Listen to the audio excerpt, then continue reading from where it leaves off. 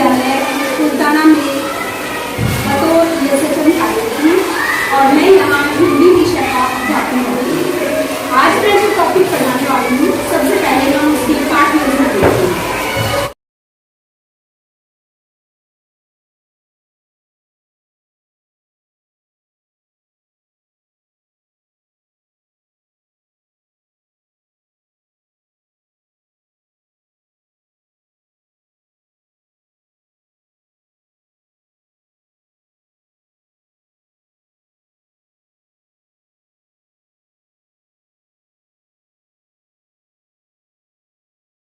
Good morning ma'am. कैसे हो सभी?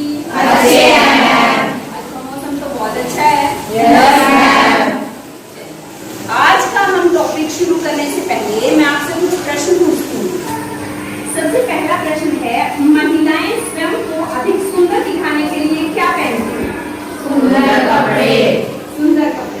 अच्छा ये बताओ, महिलाएं अवसरों पर कि और ज्यादा सुंदर लगती फिर क्या पहनती हैं?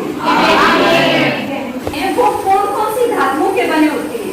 सोना, प्लैटिनम। किस किस चीज के बने होते हैं गहने? सोना, चांदी, प्लैटिनम। बिल्कुल सही। अब बताओ, जो गहना शब्द है उसके पर्यायवाची शब्द कौन कौन से होते हैं? अलंकार, जेवर, अलंकार। बिल्कुल सही। तो आज हम अलंकार के बारे में विस्तार से जानेंगे कि अलंकार होते क्या हैं। शुरू करें? Yes ma'am. जो अलंकार शब्द है वो दो शब्दों से मिलकर बना है। अलंकार शब्द कितने शब्दों से मिलकर बना है? दो शब्द हैं अलंग जमा कार। कौन कौन से शब्द हैं? अलंकार है भूषण या शोभा और कार का अर्थ है करने वाला। अगर हम इसके शाब्दिक अर्थ की बात करें कि अलंकार का शाब्दिक अर्थ क्या है, वो है आभूषण। अलंकरोति इति अलंकार है। अलंकरोति इति अलंकार है। तो जिस प्रकार पुरुष या महिलाएं अपने आप को सुंदर दिखाने के लिए गहनों का प्रयोग करती है, आभूषणों का प्रयोग करती है, उसी प्रकार जो कवि होता है वो अपनी कविता की शोभा बढ़ाने के लिए, सुंदर दिखाने के लिए अलंकारों का प्रयोग करता है। जैसे महिलाएं होती हैं, कंगन जब पहनती हैं तो हाथ की सुंदरता बढ़ती है, जब कुंडल पहनती हैं तो कानों की शोभा बढ़ती है, हार पहनती हैं तो गले की शोभा बढ़ती है। इसी प्रकार कवि भी अपनी कविता को सुंदर बनाने के लिए अलग अलग अलंकार का प्रयोग करता है। अब हम एक बार अलंकार की परिभाषा देखते हैं कि अलंकार की परिभाषा क्या होती है। शब्द और अर्थ में चमत्कार उत्पन्न कर कविता की शोभा बढ़ाने वाले तत्व को अलंकार कहते हैं। एक बार फिर से दोहरा देती हूँ मैं परिभाषा को। शब्द और अर्थ में चमत्कार उत्पन्न कर कविता की शोभा बढ़ाने वाले तत्व को अलंकार कहते हैं।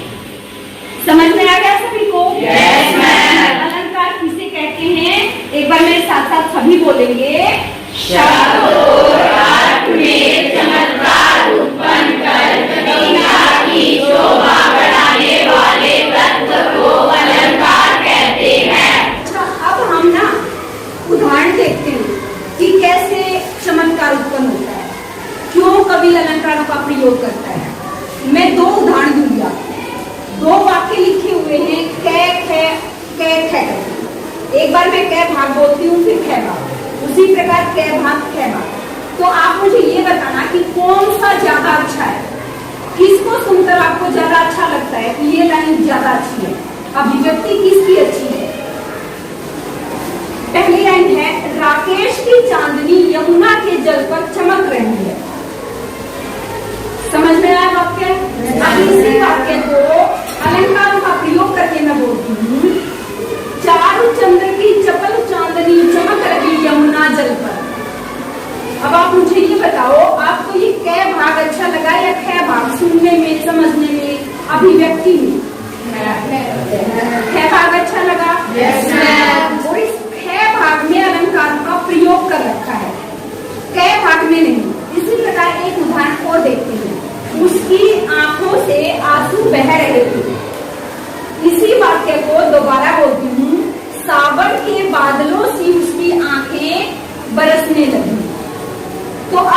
बताओ कि पहला वाक्य यानी कै वाक्य सही था या कै वाक्य अच्छा है? हमें कै वाक्य अच्छा लगा। दोनों ही भागों में हमें कै वाक्य अच्छा क्यों लगा? क्योंकि उसमें कवि ने अलंकारों का प्रयोग किया हुआ था। तो अब आपको इनके चमत्कार का आप पता चला कि कैसे चमत्कार उत्पन्न करते हैं, कैसे वाक्य जो है समझ में जल्दी आता है, याद जल्दी होता है। सीधा वाक्य बोलने की बजाय जब अलंकारों का प्रयोग करके वाक्य बोलते हैं तो वो वाक्य ज्यादा प्रभावशाली हो जाता है।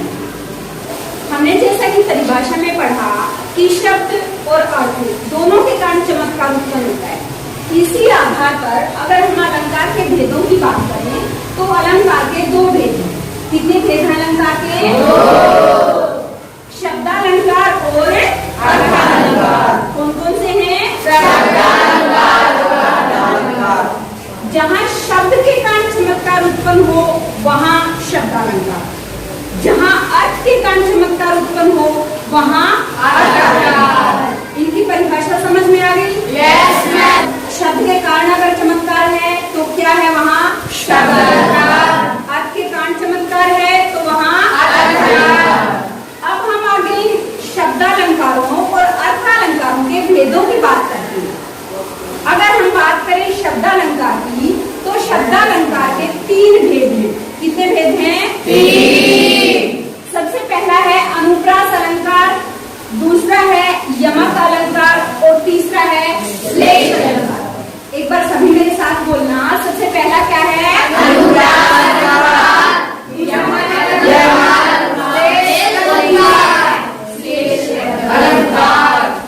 अगर हम बात करें अर्थालंकारों की तो अर्थालंकारों के 5 भेद हैं मुख्य रूप से। सबसे पहला है उपमा अलंकार। कौन सा है? उपमा अलंकार। दूसरा है रूपक अलंकार, रूपक अलंकार। तीसरा है उत्प्रेक्षा अलंकार, उत्प्रेक्षा अलंकार। चौथा है मानवीकरण अलंकार, मानवीकरण अलंकार। और अगला है अतिशयोक्ति अलंकार, अतिशयोक्ति अलंकार। आज हम जो बात करेंगे वो केवल शब्दालंकारों की बात करेंगे। तो सबसे पहले हम अनुप्रास अलंकार को देखते हैं कि इसकी क्या परिभाषा है और इसके क्या उदाहरण है। अनुप्रास 2 शब्दों से मिलकर बना है। अनु जमा प्रास, किससे मिलकर बना है? अनु जमा प्रास। अनु का अर्थ है बार बार और प्रास का अर्थ है वर्ण या अक्षर। इससे परिभाषा स्पष्ट हो जाएगी। जहां एक वर्ण बार बार प्रयोग हो उसे अनुप्रास अलंकार कहते हैं। परिभाषा क्या बनेगी? जहां एक वर्ण बार बार प्रयोग हो उसे अनुप्रास अलंकार कहते हैं। या हम दूसरी परिभाषा ये कर सकते हैं, जहां एक ही वर्ण की आवृत्ति हो उसे अनुप्रास अलंकार कहते हैं। आवृत्ति का अर्थ ही बार बार है। ठीक है? अनुप्रास अलंकार की परिभाषा समझ में आ गई सबको? Yes ma'am. अब हम उदाहरण के माध्यम से समझते हैं। पहला उदाहरण है चारु चंद्र की चंचल किरणें खेल रही जलथल में। अब यहाँ देखो, चारु में च वर्ण आया है, चंद्र में च है, चंचल में च है। हमने क्या कहा है कि एक वर्ण बार बार आए। यहाँ च आया, दूसरे में च आया, इसमें भी च आया। तो इस कारण च वर्ण की आवृत्ति के कारण या च वर्ण बार बार आने के कारण इसमें क्या है? अनुप्रास अलंकार है। दूसरा उदाहरण देखते हैं। सत्य स्नेहशील सागर। यहाँ भी देखो से बार बार एक वर्ण आया, बार बार एक वर्ण आया तो कौन सा अलंकार हुआ? अनुप्रास। अगला उदाहरण देखते हैं। रघुपति राघव राजा राम। इसमें भी क्या है? रे, यहाँ भी और यहाँ भी। तो रे वर्ण बार बार आने के कारण यहाँ भी क्या है? अनुप्रास अलंकार है। अगला उदाहरण देखते हैं। तरनी तनुजा तट तमाल तरुवर बहु छाए। तो यहाँ भी क्या है? तरनी में क्या है? तनुजा में भी, तट में भी और तमाल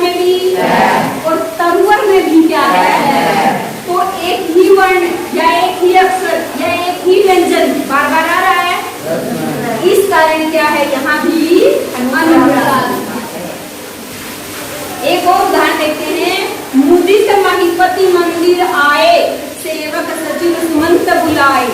तो यहाँ भी क्या है, मैं, यहाँ भी मैं, मंदिर में भी मैं। तो बार बार मैं वर्ण की आवृत्ति के कारण यहाँ कौन सा अलंकार हुआ, अनुप्रास। अब अच्छे से समझ में आ गया? क्या मुझे कोई उदाहरण बता सकता है? बताओ। मधुर मधुर मुस्कान मनोहर।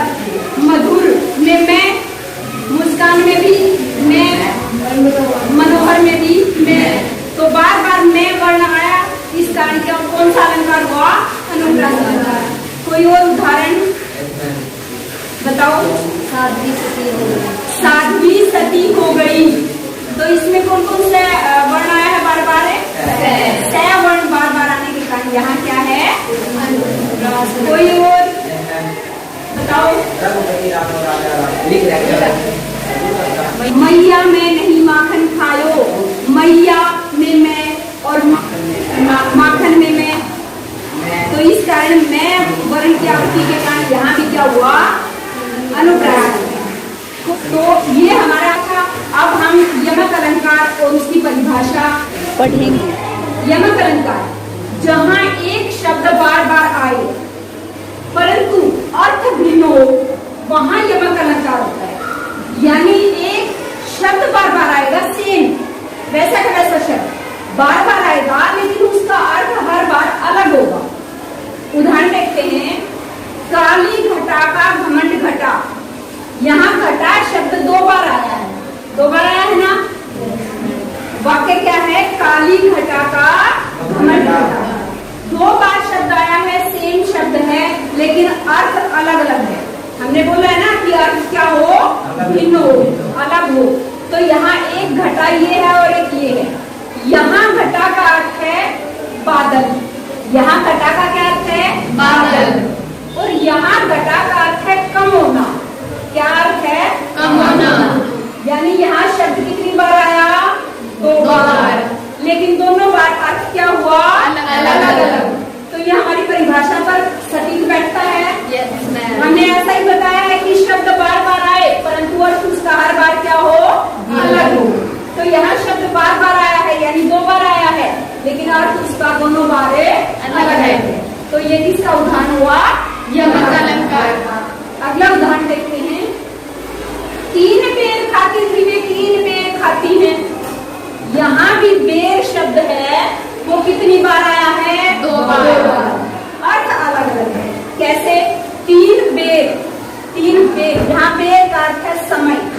क्या अर्थ है बेर का, समय। और यहाँ क्या है, तीन बेर खाती हैं। बेर जो एक फल होता है, बेरी के पौधे पर लगता है ना। Yes ma'am. बेरी के पौधे पर या हम झाड़ी भी बोलते हैं, झाड़ी पर जो लगता है वो क्या होता है, बेर नाम का फल। तो यहाँ बेर शब्द दो बार आया। Yes ma'am. परंतु दोनों बार अर्थ उसका क्या हुआ, अलग अलग हुआ या भिन्न हुआ। क्योंकि एक बेर का अर्थ है समय और दूसरे बेर का क्या अर्थ है, एक फल। अगला है, कहे कवि बेनी बेनी ब्याल की चुराए लीनी। यहाँ भी बेनी शब्द जो है वो कितनी बार आया है, दो बार आया है, लेकिन दोनों बार उसका अर्थ क्या है, अलग अलग है। एक बेनी का अर्थ है, कवि का नाम है राम वृक्ष बेनी, और बेनी ब्याल की चुराए लीनी। यहाँ बेनी का अर्थ है चोटी। इसी प्रकार अगला उदाहरण देखते हैं। कनक कनकते सोबुनी मादक राधिकाए, वा खाए बोराई नर, वा खाए बोराई। तो यहाँ भी कनक कनक जो है दो बार प्रयोग किया गया है, लेकिन दोनों बार अर्थ अलग अलग है। एक कनक का अर्थ है सोना और एक कनक का अर्थ है धतूरा। कनक शब्द दो बार आया, दोनों बार अर्थ अलग अलग है। इसका अर्थ क्या है, यमक अलंकार। इसी प्रकार एक उदाहरण देखते हैं। ऊंचे घोर मंदिर के अंदर रहने वाली, ऊंचे घोर मंदिर के अंदर रहती हैं। यहाँ भी मंदिर शब्द जो है वो कितनी बार आया है, दो बार, लेकिन अर्थ दोनों का अलग अलग। एक मंदिर का अर्थ है और एक मंदिर का अर्थ है मंदिर। ये अच्छे से समझ में अगर आ गया तो मुझे कोई एक बच्चा उदाहरण बता सकता है? कोई एक उदाहरण बताओ। जगती जगती की मुंह प्यास। जगती जगती शब्द कितनी बार आया है? 2 बार। लेकिन दोनों बार अर्थ अलग है। अर्थ क्या क्या है? एक जगती का क्या अर्थ है? जागती। अच्छा, एक जगती का अर्थ है जागती और दूसरा दूसरा जगती का अर्थ है संसार। तो यहाँ 2 बार आया, दोनों बार अलग अलग अर्थ है। एक बहुत ही मजेदार सा उदाहरण बताती हूँ मैं। लंबा सा है पर सुनने में बहुत अच्छा लगेगा। सुनाऊं? सारंग ने सारंग गयो, सारंग बोलियो आए, जो सारंग सारंग कहो, सारंग निकशो जाए। यहाँ जो सारंग शब्द है उसका अनेकों बार प्रयोग किया गया है, परंतु हर बार इसका अर्थ अलग अलग है। सारंग का अर्थ मेढक भी है, सारंग का अर्थ बादल भी है, सारंग का अर्थ मोर भी है, सारंग का अर्थ सांप भी है। और इसी सारंग का एक और उदाहरण बताती हूँ। सारंग ले सारंग चली कर सारंग की ओर। यहाँ भी सारंग शब्द की बार प्रयोग किया है, 3 बार, लेकिन तीनों बार अलग अलग है। एक सारंग का अर्थ है स्त्री या महिला, एक सारंग का अर्थ है दीपक और एक सारंग का अर्थ है भूत। सारंग ले सारंग चली कर सारंग की ओर।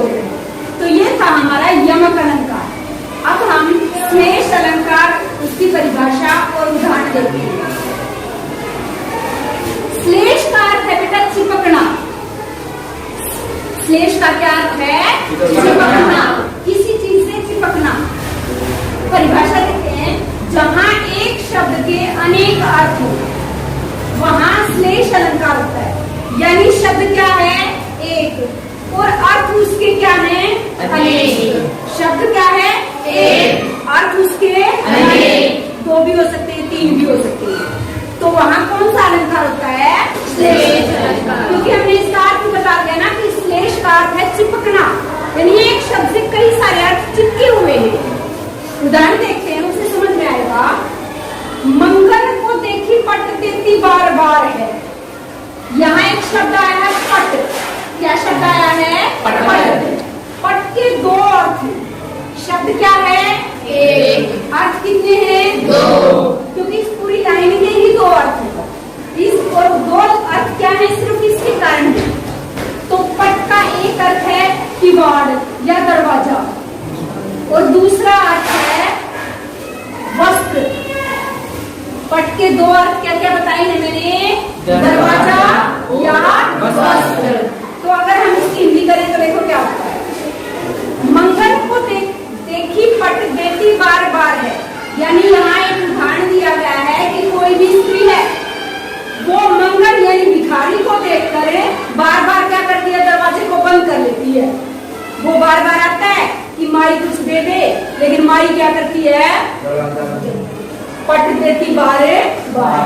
दूसरा अर्थ ये हो सकता है कि कोई स्त्री है, वो भिखारी को देखकर बार बार जैसे ही वो आता है उसको क्या दान कर देती है? वस्त्र। तो यहाँ पट एक शब्द था, उसके अर्थ क्या थे? 2 थे। यानी जहाँ शब्द एक हो लेकिन अर्थ उसके अनेक हो, वहाँ कौन सा अलंकार होता है? श्लेष अलंकार। एक और उदाहरण देखते हैं। को घटिए वृष भानुजा वे हल धर के भी। यहाँ 2 शब्द हैं, वृष भानुजा और हलधर। वृष भानुजा के 2 अर्थ हैं। वृष भानुजा एक तो है राधा को बोलते हैं, क्योंकि वो वृष भानु की पुत्री थी। राधा के पिता का नाम क्या था? वृष भानु। दूसरा क्या था? वृष भानु, वृष यानी बैल, और अनुजा बैल की अनुजा यानी बैल की बहन। 2 अर्थ हो गए। इसी प्रकार हलधर के भी 2 अर्थ हैं। एक हलधर का अर्थ है किसान, और एक हलधर का ये भी अर्थ है बलराम, क्योंकि बलराम ने क्या कर रखा था? हल को धारण कर रखा था। हल को हमेशा हल लिए भी दिखाते थे ना, हमने जब भी देखा। तो यहाँ 2 शब्द हैं, वृष भानुजा और हलधर। अलग अलग शब्द हैं। शब्द एक, अर्थ दो। इसी प्रकार ये भी शब्द एक, अर्थ दो। तो इसका हमारे इस पर सटीक बैठता है उदाहरण। एक उदाहरण और देखते हैं। रहीमन पानी राख ले बिन पानी सब सून, ये पहली लाइन। इसका सीधा अर्थ है कि रहीमदास जी कहते हैं कि पानी को हमेशा बचा कर रखना चाहिए, संरक्षण करना चाहिए। बात आती है दूसरी लाइन की। पानी गए न ऊपरे मोती मानस चून, यहाँ जो पानी शब्द आया है उसके तीन अर्थ है। मोती के संदर्भ में पानी का अर्थ है चमक,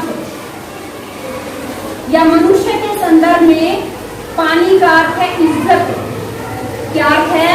इज्जत। और चून के अर्थ में है पानी।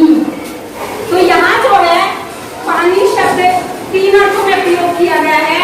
मोती के संदर्भ में चमक, मानस के संदर्भ में इज्जत और चून के संदर्भ में पानी। तो इस प्रकार हमारा ये जो यमक अलंकार था वो समाप्त हुआ। अब क्योंकि हमने आज के इस टॉपिक में क्या क्या सीखा, अलंकार किसे कहते हैं, अलंकार के भेद कितने हैं, शब्दालंकार क्या होता है, अर्थालंकार क्या होता है, शब्दालंकार के जो तीनों भेद थे वो हमने पूरे डिटेल में पढ़ी है। अर्थालंकार के केवल हमने भेद पढ़े। तो आप सभी को क्या करना है, कॉपी में ये लिख कर लाने हैं।